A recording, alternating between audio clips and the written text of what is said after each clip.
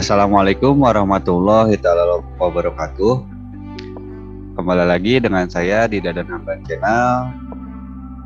Kali ini kita akan mulai pembelajaran di pertemuan kedua mata pelajaran informatika. Tapi sebelum itu kalian jangan lupa subscribe, like, share, dan komen. Serta jangan lupa tulis absensi kalian di kolom komentar video ini. Oke, daripada berlama-lama, mari kita mulai. Oke, kita masuk ke pertemuan kedua yang berjudul berpikir komputasional. Yang pertama, siswa mampu memahami strategi algoritmik standar sebagai penerapan berpikir komputasional pada berbagai bidang untuk menghasilkan beberapa solusi dari persoalan dengan data diskrit bervolume besar. Sedangkan apakah peta konsepnya? Yang pertama, berpikir komputasional memiliki proposisi, kedua negasi, konjungsi, disjunksi, dan implikasi dan inferensi. Ketiga, ada deduktif, induktif, abduktif. Yang keempat, bilangan desimal, biner, dan heksadesimal. Kelima, pemecahan masalah atau problem solving. Keenam, assessment. Ketujuh, refleksi. Kedelapan, pengayaan. Berpikir komputasional atau computational thinking merupakan suatu metode untuk menuntaskan persoalan menggunakan penerapan teknik ilmu komputer atau informatika. Berpikir komputasional dilakukan dengan batasan proses komputasi yang dieksekusi oleh manusia ataupun mesin. Metode dan model komputasional memberikan kemudahan bagi kita untuk memecahkan masalah dan mendesain sistem yang tidak bisa kita kerjakan sendiri. Berpikir komputasional mencakup pemecahan masalah, mendesain sistem, dan memahami perilaku manusia dengan merancang konsep berbasis teknologi komputer. Terus karakteristik berpikir komputasional adalah sebagai berikut. 1. Berdasarkan konsep, informatika tidak hanya belajar tentang bagaimana cara menulis kode program, tapi juga diperlukan pemahaman untuk berpikir pada beberapa tingkat abstraksi. Kedua, kemampuan dasar, yaitu kemampuan yang harus dimiliki setiap orang di era milenial. Ketiga, perlunya berpikir komputasional agar masalah dapat dipecahkan tanpa harus berpikir sebagaimana komputer. Keempat, memadukan pemikiran matematis dan pemikiran teknik. Kelima, sebuah ide dan bukan sebuah benda. Keenam, diperlukan bagi setiap orang. Ketujuh, menantang secara keilmuan dan dapat dipahami atau diselesaikan secara saintifik. Kedelapan, informatika dapat dikuasai oleh orang yang memiliki kemampuan komputasional. Yang pertama ada proposisi. Proposisi merupakan sebuah pernyataan yang menggambarkan keadaan benar atau salah dalam bentuk sebuah kalimat. Istilah proposisi biasanya digunakan dalam analisis logika, di mana keadaan dan peristiwa secara umum melibatkan seseorang atau orang yang dirujuk dalam kalimat. Kebenaran sebuah proposisi berkorespondensi dengan fakta. Sebuah proposisi yang salah tidak berkorespondensi dengan fakta. Ada 4 unsur proposisi, yaitu 2 unsur merupakan materi pokok proses proposisi, sedangkan 2 unsur lain sebagai hal yang menyertainya. 4 unsur yang dimaksud yaitu subjek, predikat, kopula, dan kuantor. Nah, inilah contoh kalimat-kalimat proposisi. Kalimat-kalimat proposisi sebenarnya suatu kalimat yang harus sesuai fakta. Ada 4 elemen, yaitu 2 elemen subjek, kalimat, dan 2 elemen lainnya berfungsi sebagai objek yang menyertainya. Keempat elemen tersebut yaitu konsep sebagai subjek, konsep sebagai predikat, kopula, dan kuantifier. Kalimat proposisi merupakan sebuah pernyataan yang menuliskan beberapa keadaan dan biasanya tidak selalu benar atau salah dalam bentuk kalimat. Proposisi majemuk, proposisi ini menjelaskan kemajukan anteseden dan konsekuen yang dipadukan. Anteseden sering disebut dengan premis dan konsekuen disebut dengan kesimpulan. Proposisi majemuk terdiri atas 1 subjek dan 2 predikat atau bisa juga terdiri atas 2 proposisi tunggal. Perhatikan contoh kalimat proposisi majemuk berikut. Bayam merupakan tanaman sayuran yang sekaligus obat alami penurun darah tinggi. Subjeknya bayam, predikatnya sayuran, dan obat alami penurun darah tinggi. B. Antesedennya kuda adalah kendaraan para ksatria di zaman kerajaan dan kuda merupakan simbol kejayaan. Menjadi konsekuennya, kuda adalah kendaraan para kesatria di zaman kerajaan dan simbol kejayaan. B. Selanjutnya, negasi atau ingkaran, konjungsi, disjungsi, dan implikasi. Sering kita melihat ada beberapa kalimat yang perlu disusun menjadi satu yang lebih panjang. Misalnya, kalimat 100 adalah bilangan genap dan 99 adalah bilangan ganjil. Jika digabungkan dari dua buah kalimat tersebut, 100 adalah bilangan genap dan kalimat 99 adalah bilangan ganjil. Dalam logika dikenal 5 buah penghubung. Contoh negasi, konjungsi, dan implikasi.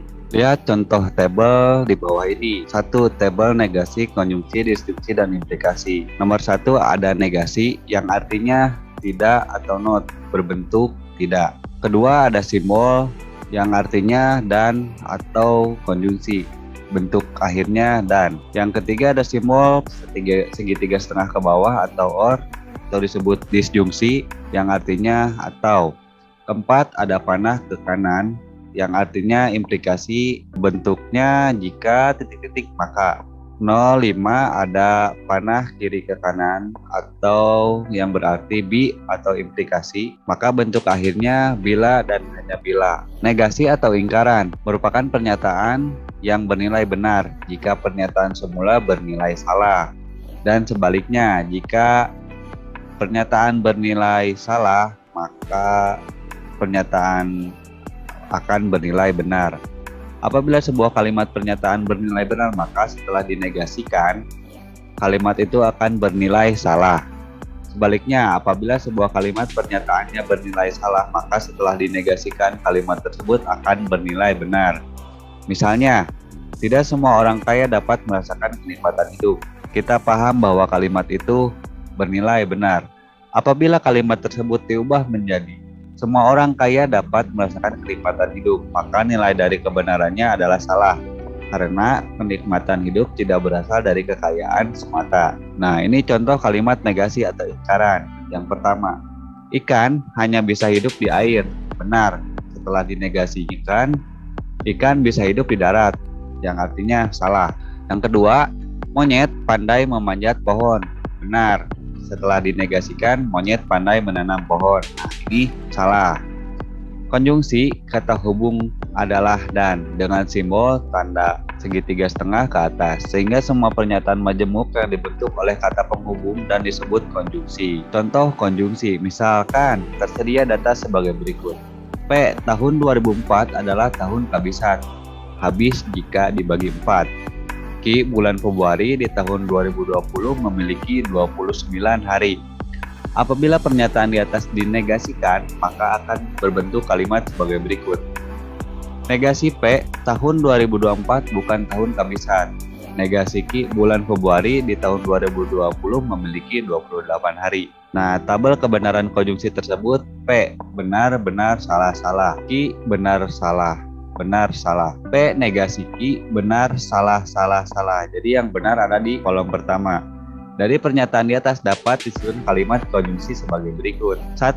Tahun 2020 adalah tahun kehabisan dan memiliki 29 hari di bulan Februari, bernilai benar. Yang kedua, tahun 2020 bukan tahun kehabisan dan memiliki 29 hari di bulan Februari, bernilai salah. Yang ketiga, tahun 2020 bukan tahun kehabisan dan memiliki 28 hari di bulan Februari, bernilai salah. Dari deskripsi di atas dapat kita susun tabel nilai kebenaran dari konjungsi yang itu sebagai berikut. Nah, ini tabelnya ada di atas. Lalu perhatikan contoh kalimat negasi atau ingkaran. 1. Perhatikan informasi berikut. A. 5 kali 5 sama dengan 25. Benar. B. 25 adalah bilangan ganjil. Benar. Tentukan nilai disjungsi dan nilai kebenarannya. B. 5 kali 5 sama dengan 25 atau 25 adalah bilangan ganjil. Benar. 2. Perhatikan informasi berikut. A. Kucing adalah hewan mamalia. Benar. B. Kucing merupakan hewan karnivora. Benar. A. Negasi B. Kucing adalah hewan menyusui atau hewan karnivora. Benar. Implikasi. Pernyataan majemuk yang dibentuk oleh kata hubung, jika, dan maka. Disebut implikasi dengan simbol Untuk menentukan nilai tabel kebenarannya, perhatikan gambar berikut. Misalnya jika Isma lulus ujian, maka ia akan memberikan uang kepada adiknya. Misalnya A. Isma lulus ujian. B. Isma memberikan uang kepada adiknya. Sekarang kita tentukan negasi dari P dan Q sebagai berikut. Negasi A. Isma tidak lulus ujian. Negasi B. Isma tidak memberikan uang kepada adiknya bernilai benar. Dari pernyataan di atas dapat dibuat hubungan implikasi sebagai berikut. 1. Jika Isma lulus ujian, maka ia akan memberikan uang kepada adiknya. Kalimat ini bernilai benar karena Isma menepati janji. Yang kedua, jika Isma lulus ujian, maka ia tidak memberikan uang kepada adiknya. Kalimat ini salah karena Isma tidak menepati janji. Ketiga, jika Isma tidak lulus ujian, maka ia memberikan uang kepada adiknya. Kalimat ini bernilai benar karena meskipun janjinya gugur, dia tetap memberikan uang kepada adiknya. Yang keempat, jika Isma tidak lulus ujian, maka ia tidak memberikan uang kepada adiknya. Kalimat ini bernilai benar karena Isma bebas dari janjinya. Dari gambar di atas, kita dapat menyusun nilai tabel kebenaran implikasi sebagai berikut. Tabel 4, kebenaran implikasi P, Q, P implikasi Q, benar, benar, benar. P, benar, Q salah, P implikasi Q salah. P salah, Q benar, P implikasi Q benar. P salah, Q salah, P implikasi Q salah. Seperti itu. Nah, ini contoh implikasi berikutnya. Tentukan nilai kebenaran dari implikasi dua pernyataan berikut. Semua orang akan mengalami masa tua. Q, semua orang akan meninggalkan dunia. P implikasi Q, jika semua orang mengalami masa tua, maka kelak akan meninggal dunia. Pernyataan ini bernilai benar. Kedua, tentukan nilai kebenaran dari implikasi dua pernyataan berikut. P 15 dibagi 2 sama dengan 7, benar. Q, 7 adalah bilangan ganjil, benar. Jawab. P implikasi Q, jika 15/2 sama dengan 7, maka 7 adalah bilangan ganjil, benar. Nah, tugas mandiri untuk terakhir, kalian tuliskan masing-masing 5 contoh kalimat negasi, konjungsi, disjungsi, dan implikasi. Jadi total ada 20 kalimat contohnya. Ditulis di buku, lalu hasil catatan kalian difotokan dan dikirim di kolom komentar tugas materi di Classroom. Oke, ingat, belajar dimanapun dan kapanpun. Terima kasih, sampai jumpa di pertemuan berikutnya atau di materi berikutnya. Jangan lupa untuk menulis absensi kalian di kolom komentar dan tugasnya dikirim di Google Classroom. Mungkin cukup sekian materi dari Bapak. Sampai jumpa di pertemuan berikutnya. Wassalamualaikum warahmatullahi wabarakatuh.